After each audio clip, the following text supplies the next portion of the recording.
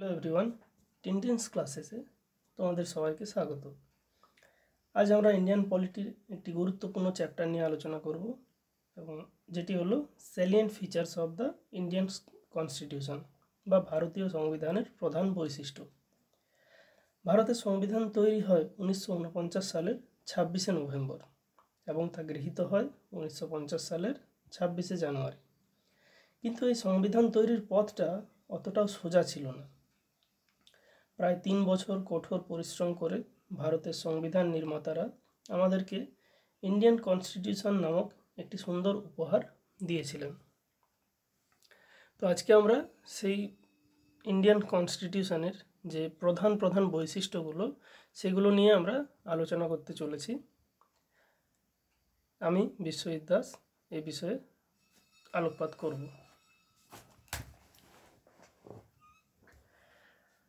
ভারতের সংবিধান যদিও বেশিরভাগ অংশটাই এটা বিদেশ থেকে বা অন্যান্য দেশ থেকে নেওয়া হয়েছে, এর মূল বৈশিষ্ট্যগুলো যদিও অন্যান্য দেশ থেকেই মূলত নেওয়া হয়েছে, তবু এর কিছু ইউনিক বৈশিষ্ট্য রয়েছে।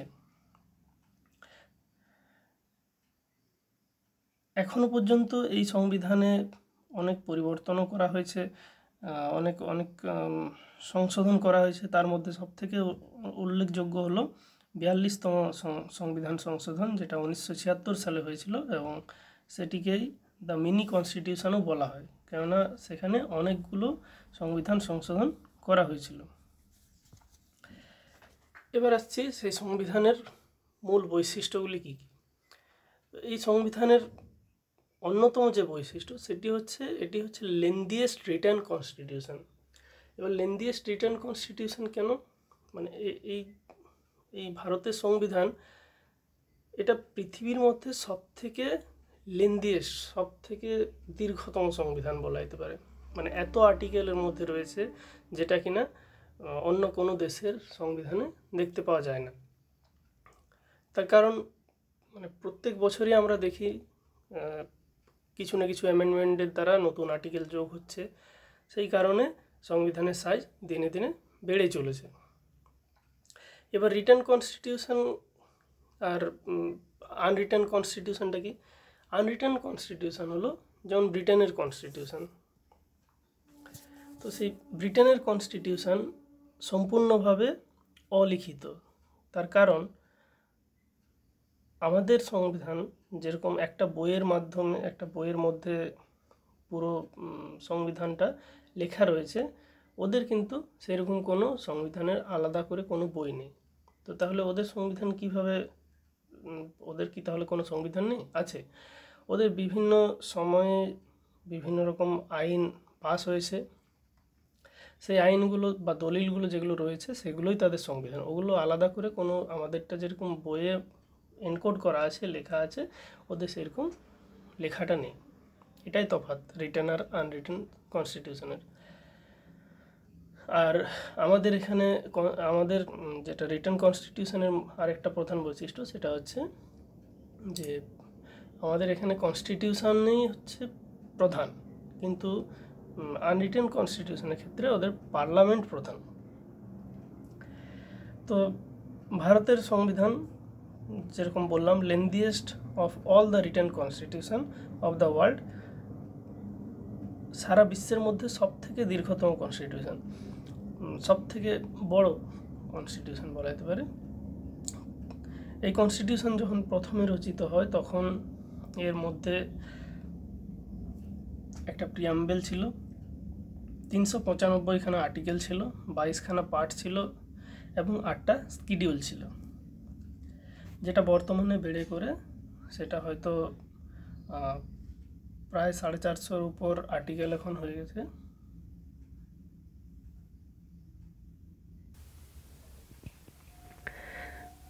তো ভারতের কনস্টিটিউশনটা এরকম লেন্দি হওয়ার কারণটা কি? এর কয়েকটা বিশেষ কারণ রয়েছে। প্রথম কারণ যেটা, এই ভারতের মতো যে দেশের বিশালতা, vastness and diversity of the country, মানে এই এত বড় দেশ এবং এত ভ্যারাইটি রয়েছে, এত নানা ধর্মের লোক রয়েছে, তো নানা জাতের নানা ধর্মের লোক রয়েছে, তো সবার কথা মাথায় রেখে সেইভাবেই একটা সংবিধান তৈরি করতে হয়েছিল। সেই কারণে এটার সাইজ এতটা বড় হয়েছে। দ্বিতীয় কারণ হচ্ছে influence of the government of India act 1935। 1935 সালের যে ভারত শাসন আইন, সেটার অনেক বড় ভূমিকা রয়েছে আমাদের এই সংবিধান তৈরিতে। আমাদের ভারতীয় সংবিধানে এই যে 1935 সালের যে ভারত শাসন আইন, তার একটা যথেষ্ট গুরুত্বপূর্ণ ভূমিকা রয়েছে এবং বেশিরভাগ আর্টিকেলগুলোই ওখান থেকে নেওয়া হয়েছে। সেই কারণে আর যেহেতু 1935 সালের যে ভারত শাসন আইন, সেটা নিজেই যেহেতু এত তার আকারটা এতটা হিউজ ছিল, সেই কারণে ওখান থেকে যখন প্রভিশনগুলো নেওয়া হচ্ছে, সেটার কারণে ভারতের সংবিধানটা এতটা হিউজ বা এতটা বাল্কি হয়ে পড়েছে। আর 3 নম্বর কারণ, single constitution for both the centre and the states. কেন্দ্র এবং রাজ্যের জন্য একটাই সংবিধান। এটাও একটা অন্যতম কারণ। তার কারণ কেন্দ্রের জন্য যে সমস্ত নিয়মকানুন রয়েছে সেগুলো ওই একই বইয়ে লেখা আছে, তার সাথে রাজ্যের জন্য যা যা নিয়মকানুন পালন করা রয়েছে সেগুলো সমস্ত কিছু ওই একটা সংবিধান বইয়ের মধ্যেই লেখা রয়েছে। সেই কারণেই এটা সাইজটা এত বাল্কি হয়ে গেছে। এছাড়া dominance of legal luminaries in the constituent assembly. এটার মানে কনস্টিটিউয়েন্ট অ্যাসেম্বলিতে যে সমস্ত সংবিধান নির্মাতারা ছিলেন, তাদের মধ্যে বেশিরভাগই কিন্তু উকিল ছিলেন এবং সেই কারণে তারা চাননি যে ভবিষ্যতে কোনো আর্টিকেল বা কোনো বিষয় নিয়ে কোনো ডাউট থাকে। সেই কারণে তারা চেয়েছিলেন ব্যাপারটাকে পুরোপুরি ক্লিয়ার যাতে ডেসক্রাইব করা যায়, মানে নানা দিক থেকে সেটাকে ব্যাখ্যা করার তারা চেষ্টা করেছেন এবং সেই কারণে একটা আর্টিকেলের নানা রকম ব্যাখ্যা হতে গিয়ে জিনিসটা এতটা বড় হয়েছে। তো এই কারণেই ভারতের সংবিধান এতটা, এই কারণে এটিকে লেন্দিয়েস্ট কনস্টিটিউশন বলা হয়। দ্বিতীয় যে বৈশিষ্ট্যটা দেখতে পাই আমরা, সেটা হচ্ছে যে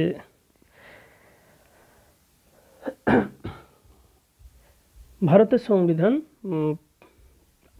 সংবিধানকে নিয়ে এটা প্রায় এই সমালোচনাটা করা হয়ে থাকে যে ভারতের সংবিধান হচ্ছে বরোড কনস্টিটিউশন বা বাইরের থেকে ধার করা, বিদেশ থেকে অন্য দেশ থেকে ধার করা সংবিধান। কিন্তু অন্য দেশ থেকে ধার করা হলেও এটাকে পুরোপুরি বরোড কনস্টিটিউশন বা ওই ধার করা সংবিধান বলাটা উচিত নয়। তার কারণ এখানে বি.আর. আম্বেদকর ক্লিয়ারলি একটা কথা বলেছেন যে এই যে তিনি বলেছেন, ইট হ্যাজ বিন, ওটা স্পেস দেওয়া হয়নি, যাই হোক, it has been made after ransacking all the known constitution of the world. মানে ভারত তো তখন সবেমাত্র স্বাধীন হয়েছে, তো এবার স্বাভাবিকভাবে তাকে অন্যান্য দেশ যেগুলো দীর্ঘদিন ধরে স্বাধীনভাবে পরিচালিত হয়েছে, সুপরিচালিত হয়ে চলে আসছে, তাদের কাছ থেকে কিছু আইডিয়া নিতেই হতো। তো সেই কারণে ভারত কী করেছিল, বা ভারতের সংবিধান নির্মাতারা বিভিন্ন দেশের ওই সংবিধানগুলো পড়েছিলেন এবং সেখান থেকে র্যানসেকিং করা, মানে থরলি পয়েন্ট আউট করে, মানে খুঁটিয়ে একদম রিসার্চ করে সেখান থেকে যেটা ভারতের জন্য প্রয়োজনীয় মনে হয়েছে সেই জিনিসটা তারা অ্যাডপ্ট করেছেন। তো এর মধ্যে মানে বিভিন্ন দেশ থেকে বিভিন্ন জিনিস, বিভিন্ন আইটেম নেওয়া হয়েছে। তার মধ্যে আমি একটা লিস্ট দিয়ে দিয়েছি অলরেডি, এটা পড়ে নিতে পারো। গুরুত্বপূর্ণ যেগুলো, সেটা হচ্ছে গভর্নমেন্ট অফ ইন্ডিয়া অ্যাক্ট 1935 সালে ভারত শাসন আইন যেটা, সেখান থেকে স্ট্রাকচারাল যে পার্টটা সেটা পুরোটাই নেওয়া হয়েছে। এছাড়া আমেরিকার থেকে ফান্ডামেন্টাল রাইটস এবং আয়ারল্যান্ড থেকে ডিপিএসপি বা directive principle of state policy, এটা নেওয়া হয়েছে। ক্যাবিনেট সিস্টেম, যে আমাদের সরকারের যে ক্যাবিনেট সিস্টেম বা লেজিসলেচার এবং এক্সিকিউটিভের যে সম্পর্ক, এটা ব্রিটেন পার্লামেন্ট থেকে নেওয়া হয়েছে, ব্রিটেন থেকে নেওয়া হয়েছে। এছাড়া এই লিস্টটা দেখলে আমরা বুঝতে পারবো যে কোথা থেকে কী নেওয়া হয়েছে। যেরকম 1935 সালের ভারত শাসন আইন, এখান থেকে federal scheme, office of the governor, judiciary, public service commission, emergency provision and administrative details, এই সমস্ত ব্যাপারগুলো নেওয়া হয়েছে। আর বেশিরভাগটাই ব্রিটিশ কনস্টিটিউশন থেকে নেওয়া, যেগুলো ইম্পর্টেন্ট। এখানে একটা জিনিস মনে রাখতে হবে যে এমার্জেন্সি প্রভিশন, এটা কিন্তু 1935 সালের ভারত শাসন আইন থেকে নেওয়া হয়েছে, ইমার্জেন্সি প্রভিশনটা। আর যেটা আমাদের গোলায় সেটা হচ্ছে এই যে ওয়েমার কনস্টিটিউশন অফ জার্মানি, এখানেও এমার্জেন্সির ব্যাপার একটা দেওয়া আছে। দুটোর মধ্যে তফাৎটা কি? এমার্জেন্সি প্রভিশন যেগুলো, সেগুলো 1935 সালের ভারত শাসন আইন থেকে নেওয়া। আর ওই ফান্ডামেন্টাল রাইটসগুলো যেগুলো এমার্জেন্সি যদি লাগু হয় বা এমার্জেন্সি যদি দেশে চালু হয়, তখন যে ফান্ডামেন্টাল রাইটসগুলো সাসপেন্স হয়ে যায়, মানে সেগুলো রদ হয়ে যায়, সেই বিষয়টা বা সেই কনসেপ্টটা নেওয়া হয়েছে জার্মানির কনস্টিটিউশন থেকে। এছাড়া সোভিয়েত ইউনিয়ন থেকে নেওয়া হয়েছে ফান্ডামেন্টাল ডিউটির যে আইডিয়াটা, সেটা নেওয়া হয়েছে। ফ্রেঞ্চ কনস্টিটিউশন থেকে নেওয়া হয়েছে এই যে লিবার্টি, ইকুয়ালিটি, ফ্রেটার্নিটি, এই টার্মগুলো, যেগুলো প্রিয়াম্বেলে পরবর্তীকালে 1976 সালে 42nd অ্যামেন্ডমেন্টে ওই লিবার্টি, একটু ভুল বলছি মনে হয়, তো যাই হোক, এই প্রিয়াম্বেলে এই যে কথাগুলি, এগুলি যে অ্যাড হয়েছে, এগুলো ওই ফ্রেঞ্চ কনস্টিটিউশন থেকে, ফ্রেঞ্চ রিভলিউশন থেকে মেনলি বলতে পারি, সেখান থেকে নেওয়া হয়েছে। এছাড়া আমাদের যে সংবিধান সংশোধন, সেটা এবং রাজ্যসভায় যে মেম্বারদেরকে, রাজ্যসভার মেম্বারদেরকে নিয়োগ, সেই বিষয়টা সাউথ আফ্রিকার কনস্টিটিউশন থেকে নেওয়া হয়েছে। আর অস্ট্রেলিয়ান কনস্টিটিউশন থেকে, এখান থেকে ইম্পর্ট্যান্ট এই কনকারেন্ট লিস্ট। আর ফ্রি ট্রেড অ্যান্ড কমার্স, এই যে ফ্রিডম অফ ট্রেড, এই ব্যাপারটা অস্ট্রেলিয়ার থেকে নেওয়া হয়েছে। তো এইভাবে এই সমস্ত দেশগুলি থেকে গুরুত্বপূর্ণ জিনিসগুলি যেগুলি, সেগুলি সব নেওয়া হয়েছে। এরপর আসছি 3 নম্বর যে বিষয়টা, mix of rigidity and flexibility. ভারতের যে সংবিধান, এটা এর মধ্যে একটা মানে রিজিডিটি আর ফ্লেক্সিবিলিটির মিশ্রণ দেখা যায়। রিজিডিটি মানে যেটা অনমনীয়, আর ফ্লেক্সিবিলিটি মানে হচ্ছে নমনীয়তা। যেমন উদাহরণস্বরূপ বলা যায় যে আমেরিকান যে কনস্টিটিউশন, সেখানে যদি কিছু অ্যামেন্ডমেন্ট করতে যাওয়া হয়, তাহলে কিন্তু সেই অ্যামেন্ডমেন্টের প্রক্রিয়াটা ভীষণ কঠিন, অনেক হ্যাপা সামলাতে হয়। আবার ব্রিটেনের যে কনস্টিটিউশন, সেখানে যদি কোনো অ্যামেন্ডমেন্ট করতে হয়, সেখানে যেহেতু পার্লামেন্টই সর্বেসর্বা, ওরা যখন যেটা চায় সেটা অ্যামেন্ডমেন্ট করে দিতে পারে। ভারতের সংবিধান এদিক থেকে দেখতে গেলে মানে রিজিডিটিও এর মধ্যে যেরকম রয়েছে, ঠিক একইভাবে ফ্লেক্সিবিলিটি ব্যাপারটাও রয়েছে। যেরকম কিছু তোমার ওই প্রভিশন আছে ভারতের সংবিধানে, যেগুলোকে অ্যামেন্ডমেন্ট করাটা খুব কঠিন। সেগুলিকে অ্যামেন্ড করতে গেলে স্পেশাল মেজরিটি লাগে, অর্থাৎ 2/3 মেজরিটি না হলে সেই প্রভিশনগুলি সংশোধন করা যায় না বা অ্যামেন্ডমেন্ট করা যায় না সেগুলির। আবার কিছু বিষয় রয়েছে যেগুলো সিম্পল মেজরিটির দ্বারা পাস করে দেওয়া যায়, সেগুলো হচ্ছে সেগুলোকে ফ্লেক্সিবল বলা হচ্ছে। আর যেগুলি 2/3 মেজরিটির দ্বারা পাস হয়, সেগুলোকে রিজিড বলা হচ্ছে। তো এই যে মিক্স অফ রিজিডিটি আর ফ্লেক্সিবিলিটি, এটাও ভারতের সংবিধানের একটা অন্যতম বৈশিষ্ট্য। চতুর্থ যে বৈশিষ্ট্যটা আমরা দেখতে পাচ্ছি, সেটা হচ্ছে federal system with unitary bias. Federal system মানে কেন্দ্র এবং রাজ্য উভয়ের সরকার থাকবে, কেন্দ্রীয় সরকার থাকবে, রাজ্যেও সরকার থাকবে। আর ভারতে যেটা দেখা যায়, মানে এটা বেশিরভাগ দেশেই দেখা যায় যে কেন্দ্রে একটা সরকার এবং তো সেই দেশটি যতগুলি স্টেটে ভাগ থাকবে সেই স্টেটের একটা একটা সরকার থাকবে। এটা বেশিরভাগ দেশে দেখা যায়। কিন্তু ভারতে যেটা ইউনিক সেটা হচ্ছে যে এখানে ইউনিটারি বায়াসটা মানে কেন্দ্রের ক্ষমতাটা বেশি থাকে, যেটা কিন্তু আমেরিকার সংবিধানে দেখা যায় না। আমেরিকার সংবিধানে কি হয়, কেন্দ্রেরও যা ক্ষমতা স্টেটেরও কিন্তু সেম ক্ষমতা, ঠিক আছে। তো ভারতের সংবিধানে ফেডারাল যে বৈশিষ্ট্য সেগুলো কি কি, যেমন টু গভর্নমেন্ট, দু ধরনের গভর্নমেন্ট দেখা যায়, কেন্দ্রীয় সরকার, রাজ্য সরকার। ডিভিশন অফ পাওয়ার্স, কেন্দ্র আর রাজ্যের মধ্যে ক্ষমতার ভাগ থাকে। রিটেন কনস্টিটিউশন, এখানে ওই যে আমাদের যে লিখিত সংবিধান এটাও ফেডারাল সিস্টেমেরই একটা বৈশিষ্ট্য। ইন্ডিপেন্ডেন্ট জুডিশিয়ারি, বাইক্যামেরালিজম মানে দ্বিকক্ষ, লোকসভা রাজ্যসভা, এটাকে বাইক্যামেরালিজম বলা হচ্ছে।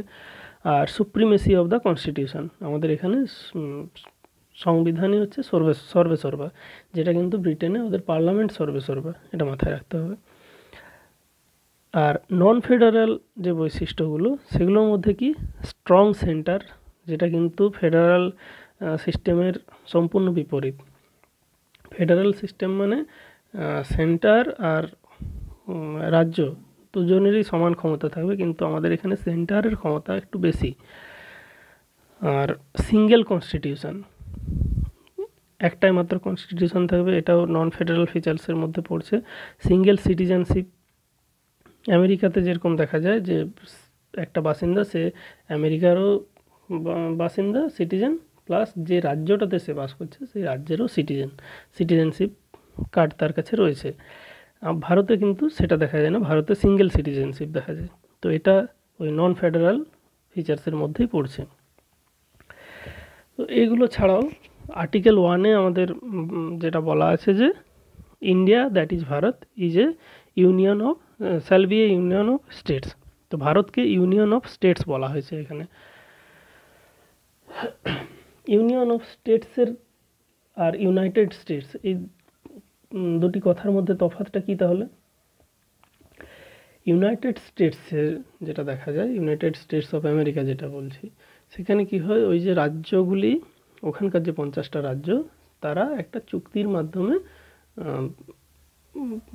ওরা মানে ওই রাজ্যগুলো সব আমেরিকার আন্ডারে রয়েছে এবং ওরা যেদিন চাইবে সেই চুক্তি ছেড়ে বেরিয়ে গিয়ে ওরা নিজেদেরকে স্বাধীন ঘোষণা করে দিতে পারবে, ঠিক আছে, এই ক্ষমতাটা তার রয়েছে। উল্টো দিকে আমাদের এখানে ভারতে আমাদেরও সেম, ওই রাজ্যগুলোকে নিয়ে, ছোট ছোট রাজ্যগুলোকে নিয়ে, একটা একটা রাজ্য নিয়ে আমাদের পুরো দেশটা গঠিত হয়েছে, যেরকমটা আমেরিকাতেও একটা একটা রাজ্য নিয়ে গঠিত হয়েছিল। তফাৎটা কি, ওদের ওখানে রাজ্যগুলো যেদিন চাইবে ওরা স্বাধীন হয়ে বেরিয়ে যেতে পারবে, আমাদের এখানে কিন্তু সেটা, সেই স্বাধীনতাটা রাজ্যগুলিকে দেওয়া হয়নি। সুতরাং তাহলে রাজ্যগুলিকে মিলে করে দেশটা তৈরি হচ্ছে, ওখানেও রাজ্য মিলে দেশ তৈরি হচ্ছে। ওখানে যেহেতু ওই যখন ইচ্ছা বেরিয়ে যেতে পারে, ওই জন্য ওটাকে বলা হচ্ছে ইউনাইটেড স্টেটস, আর আমাদেরটাকে ইউনিয়ন অফ স্টেটস বলা হচ্ছে এই কারণে। তো এই কারণেই কেসি হোয়ার বলে একজন এক্সপার্ট রয়েছেন, তিনি এই ভারতের যে সিস্টেমটা এটাকে কোয়াসি ফেডারাল বলেছেন, পুরোপুরি ফেডারাল বলেননি। তার মধ্যে তিনি এই কনসেপ্টটা দিয়েছেন যে এটা কোয়াসি ফেডারাল। এছাড়াও আরও বিভিন্ন এক্সপার্ট রয়েছেন যারা ভারতের সংবিধানকে কেউ বার্গেনিং ফেডারালিজম বলেছেন, বা কেউ কোঅপারেটিভ ফেডারালিজম, এরকম নানা টার্ম দিয়ে উল্লেখ করেছেন। এরপর পঞ্চম যে বৈশিষ্ট্যটা দেখতে পাচ্ছি সেটা হচ্ছে পার্লামেন্টারি ফর্ম অফ গভর্নমেন্ট। এটা সম্পূর্ণটাই ব্রিটেন থেকে নেওয়া হয়েছে। পার্লামেন্টারি ফর্ম অফ গভর্নমেন্ট মানে India adopted British form of government. এটা এর মূল বৈশিষ্ট্যগুলি কী কী, যে মেজর পার্টি সেই হচ্ছে শাসন করবে দেশ, এবং প্রাইম মিনিস্টার লিড করবে, লিডার হবেন প্রাইম মিনিস্টার বা চিফ মিনিস্টার, আর লোকসভা যে কোনো সময় ভেঙে দেওয়া যেতে পারে। এই বৈশিষ্ট্যগুলো থাকার জন্য এই বৈশিষ্ট্যগুলো ওই পার্লামেন্টারি গভর্নমেন্টে দেখা যায়। পার্লামেন্টারি সিস্টেম যে গভর্নমেন্ট সেখানে দেখা যায়। তো এই সিস্টেমটা ব্রিটেনে চালু আছে এবং সেই সিস্টেমটাই আমাদের এখানেও অ্যাডপ্ট করা হয়েছে। কিন্তু তবুও ব্রিটেনের থেকে ভারতের যে পার্লামেন্টারি সিস্টেমটা এটা কিছুটা হলেও আলাদা। তার কারণ ওখানে ব্রিটেনে আগেও বলেছি যে পার্লামেন্ট হচ্ছে সর্বেসর্বা, কিন্তু আমাদের এখানে কি বলা হচ্ছে যে Indian parliament is not sovereign like British parliament. British পার্লামেন্টের মতো ভারতের পার্লামেন্ট কিন্তু এই যে সভারেন নয়। আর কি Indian state has an elected head while Britain has hereditary head.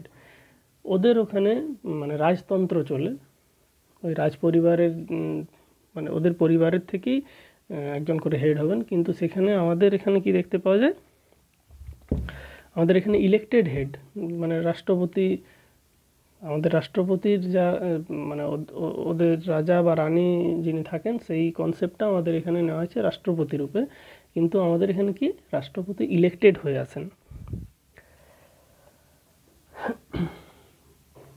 Next যে বৈশিষ্ট্যটা আমরা দেখতে পাচ্ছি সেটা হচ্ছে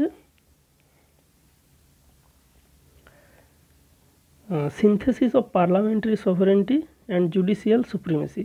এটা বিষয়টা কি, parliamentary sovereignty is associated with Britain while judicial supremacy is associated with the US. As Supreme Court can declare the parliamentary law as unconstitutional through its power of judicial review.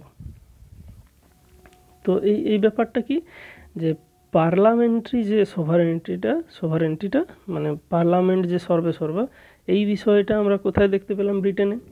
আবার জুডিশিয়ালের যে মানে সবার উপরে যে জুডিশিয়ারি রয়েছে সেই বিষয়টা দেখতে পাই কিন্তু আমেরিকাতে। ভারতে এই দুটোকেই দেখানো হয়েছে, দুটোই মানে এটা এখনও ক্লিয়ার নয় যে কে সর্বেসর্বা, যে পার্লামেন্ট না জুডিশিয়ারি। তো সেই কারণে এখানে দেখা যাচ্ছে যে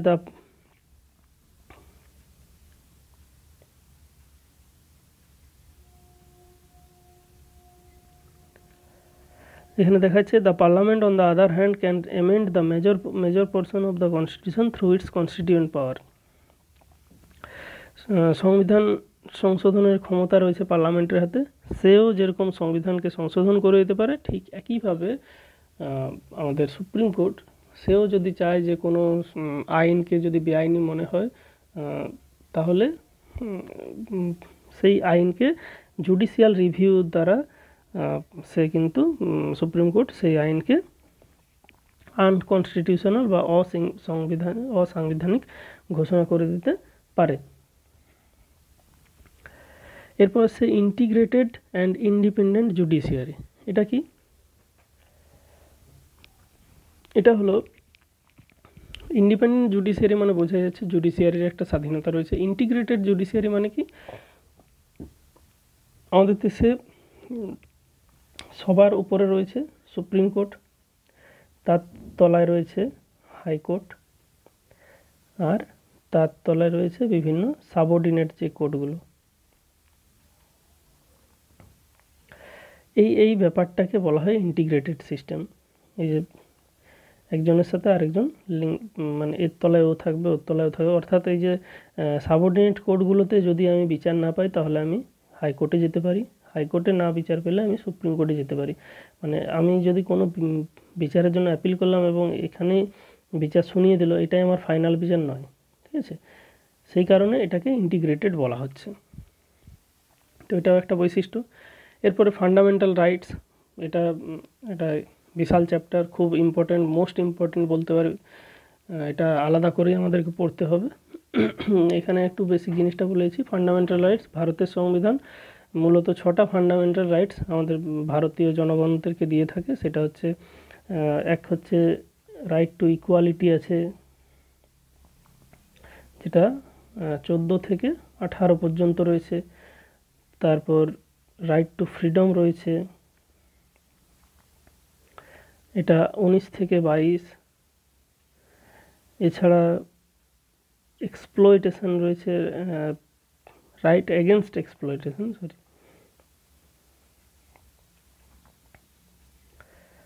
এক্সপ্লয়টেশন বলে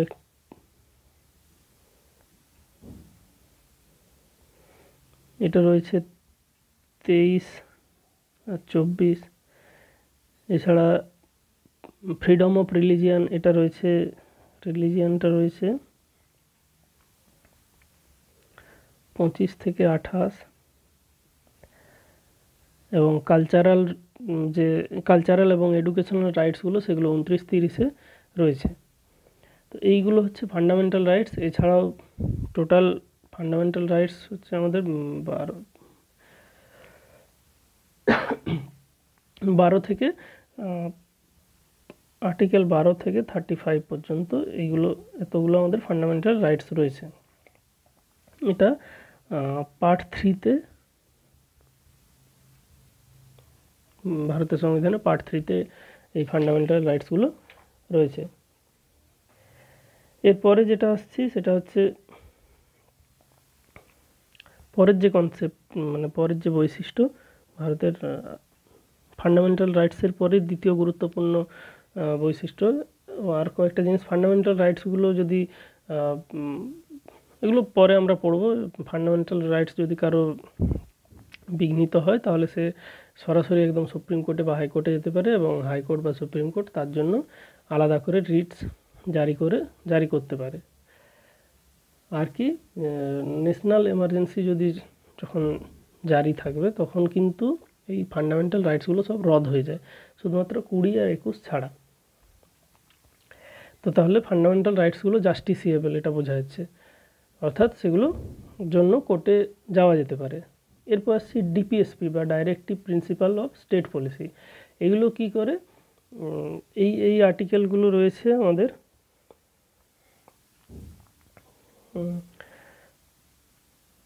পার্ট 4 আর্টিকেল 36 থেকে 51 পর্যন্ত।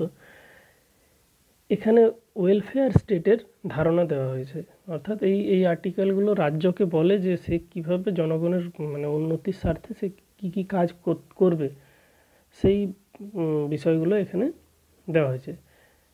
ফান্ডামেন্টাল রাইটসের সাথে ডিপিএসপির প্রধান যেটা তফাৎ সেটা হচ্ছে যে ফান্ডামেন্টাল রাইটসগুলো জাস্টিসিয়েবল, এগুলো কিন্তু নন জাস্টিসিয়েবল, এগুলোর জন্য কোর্টে যাওয়া যায় না, এগুলো নন জাস্টিসিয়েবল।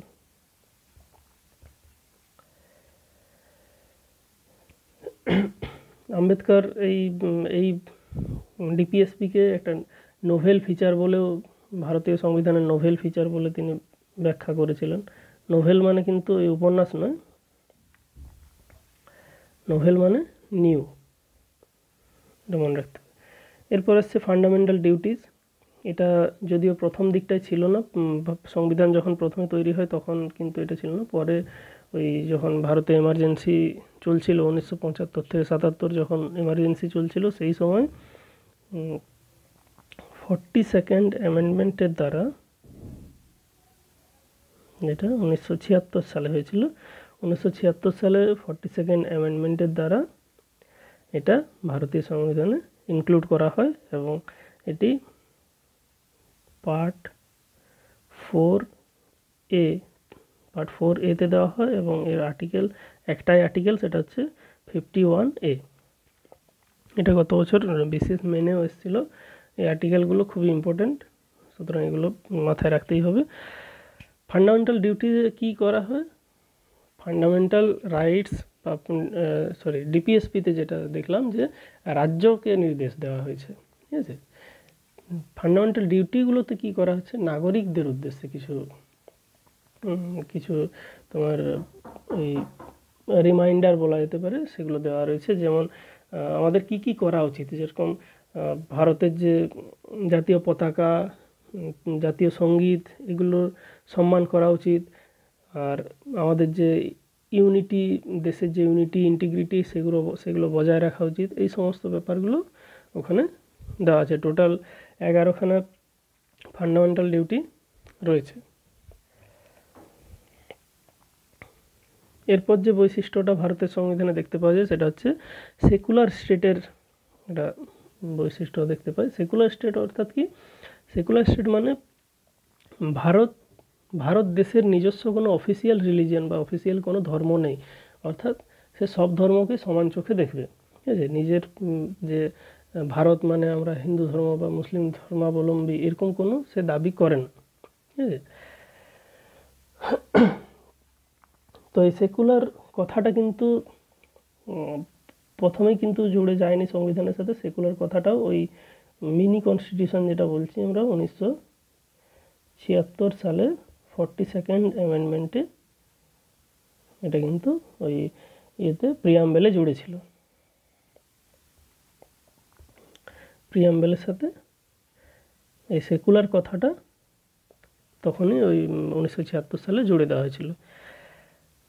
নেক্সট যেটা বৈশিষ্ট্য দেখতে পাই, ইউনিভার্সাল অ্যাডাল্ট ফ্র্যাঞ্চাইজি। এর অর্থ কি? অর্থাৎ মানে অ্যাডাল্ট যারা, অ্যাডাল্টের যে সংজ্ঞা, যে 18 বছর পেরোলে যে অ্যাডাল্ট, সেই সমস্ত অ্যাডাল্ট যারা তারা সবাই ভোট দিতে পারবে এবং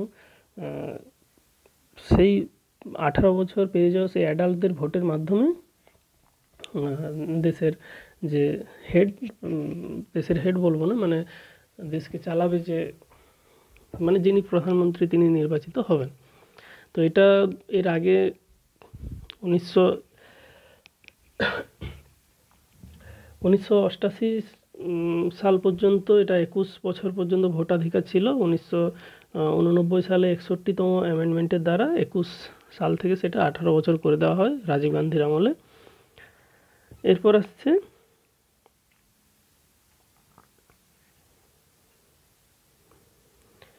সিঙ্গেল সিটিজেনশিপ।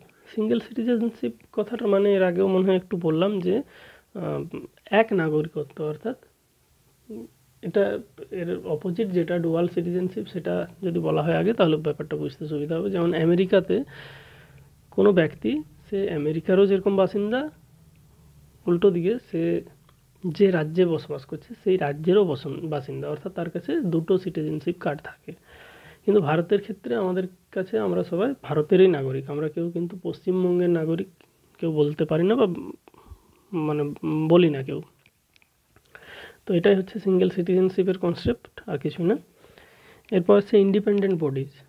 ইন্ডিপেন্ডেন্ট বডির বৈশিষ্ট্য বলতে কী বোঝানো হচ্ছে যে ভারতের সংবিধানে শুধুমাত্র ওই লেজিসলেটিভ বা এক্সিকিউটিভ বা জুডিশিয়াল বিষয়গুলো সম্পর্কেই কিন্তু, জুডিশিয়াল অর্গান সম্পর্কেই কিন্তু বলা নেই।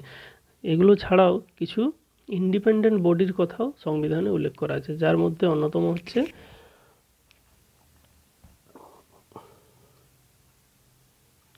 হচ্ছে election commission, UPSC, state PSC,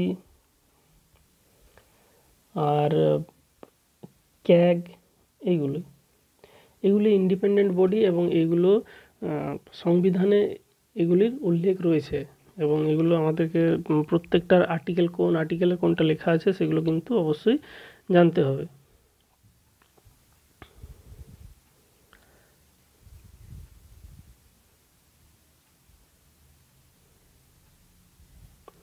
এরপর যেটা নেক্সট যে বৈশিষ্ট্যটা দেখতে পাই, ইমার্জেন্সি প্রভিশন।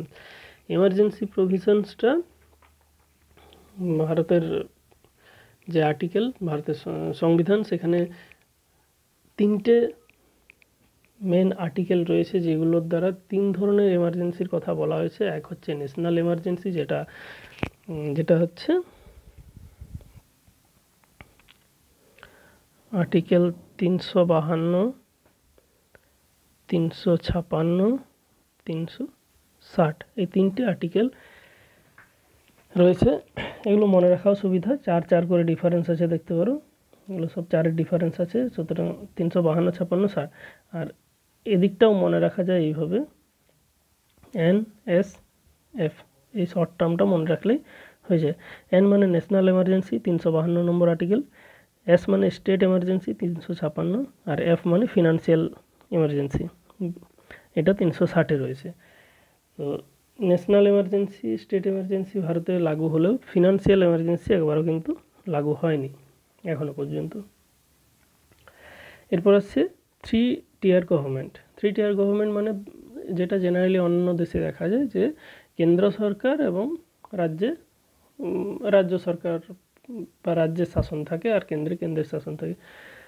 ভারতে সেটা কী করা হয়েছে, থ্রি টিয়ার গভর্নমেন্ট বলতে এখানে পঞ্চায়েত সিস্টেমটাকেও ধরা হচ্ছে। পঞ্চায়েত এবং যে পৌরসভা, যেটা পৌরসভা সিস্টেমটা, সেটাকেও ওই থ্রি টিয়ারের মধ্যে ঢোকানো হয়েছে। ঠিক আছে, মানে শাসন ব্যবস্থাটাকে গ্রাস রুট লেভেল পর্যন্ত নিয়ে যাওয়ার জন্য এখানে ওই পঞ্চায়েত ব্যবস্থাটাকেও ঢুকিয়েছে। সেই কারণে ভারতের সংবিধানে এই থ্রি টিয়ার গভর্নমেন্ট সিস্টেমটা দেখতে পাওয়া যায়। তো এই ছিল মোটামুটি ভারতীয় সংবিধানের প্রধান বৈশিষ্ট্য। এরপর প্রত্যেকটা টপিক আমাদেরকে এরপর ডিটেলসে ডিটেলসে পড়তে হবে। এগুলো জাস্ট সামারি বলা যেতে পারে, সামারি হিসেবে আমরা দেখলাম। তো এই পর্যন্তই। ভিডিওটি ভালো লেগে থাকলে অবশ্যই লাইক এবং শেয়ার করতে ভুলবেন না।